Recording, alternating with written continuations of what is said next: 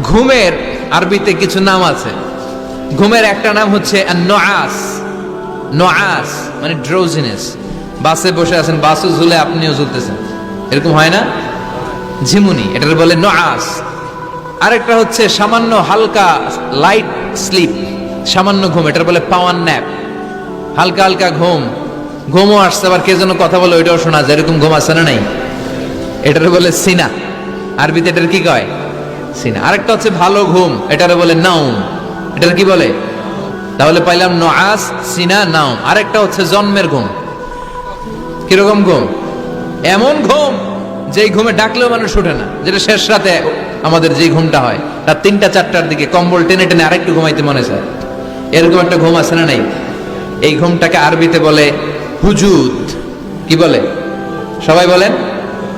এই হুজুদের ঘুমকে স্যাক্রিফাইস করে ওই টাইমে যে সালাতটা পড়া হয়, ওই সালাতকে আরবিতে বলে সলাতুল হুজুদ বা সলাতুত তাহাজ্জুদ। সুবহানাল্লাহ পড়বেন না? এজন্য রাব্বুল আলামিন বলেন, ওয়া মিনাল লাইলি ফাতাহাজ্জাদ বিহি নাফিলাতান লাকা আসা আন ইয়াবআসাকা রাব্বুকা মাকামাম মাহমুদা। ও নবী, রাত্রিবেলা দাঁড়িয়ে আপনি তাহাজ্জুদের নামাজ পড়েন, আশা করা যায় বিশাল সম্মানিত মহিমান্বিত জায়গায় আল্লাহ আপনারে বসায় দিবে গো নবী। ঠিক কি না? তাহাজ্জুদের সালাত পড়লে মর্যাদা বাড়ায় দেয় কে? মুমিনের বৈশিষ্ট্য, তারা রাত্রিবেলা তাহাজ্জুদের সালাত পড়ে। ইমানদারদের বৈশিষ্ট্য, তারা হলো ফুরসান আন-নাহার রুহবান আল-লাইল। রাত্রিবেলা তাহাজ্জুদের যায় নামাজে কান্নার ঝড় তোলে, দিনের বেলায় ঘোড়া হাঁকিয়ে জিহাদের ময়দানে জিহাদ করে।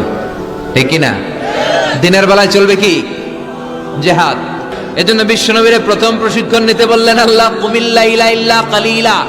ও নবী, বিশাল মিশন নিয়ে দুনিয়ার বুকে আপনি এসেছেন গো নবী। প্রথম প্রশিক্ষণ যেটা নিবেন, রাত্রিবেলায় দাঁড়িয়ে দাঁড়িয়ে তাহাজ্জুদের প্রশিক্ষণ। বিশ্বনবীর আদেশ করলেন কে? কিসের আদেশ? সবাই কোন? আরো জোরে। ওই মুহূর্তটা তাহাজ্জুদের সময়টা এমন সময়, ইয়ানজিলু রাব্বুনা ইলা সামাইদ দুনিয়া, রব্বুল আলামিন আরশের উপর থেকে দুনিয়ার আকাশে নেমে আসে।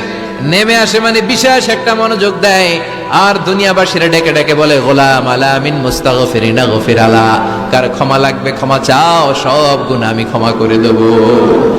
আলা মিন মুস্তারজিকিন আরজুকালা, কার কি লাগবে আমার কাছে চাও।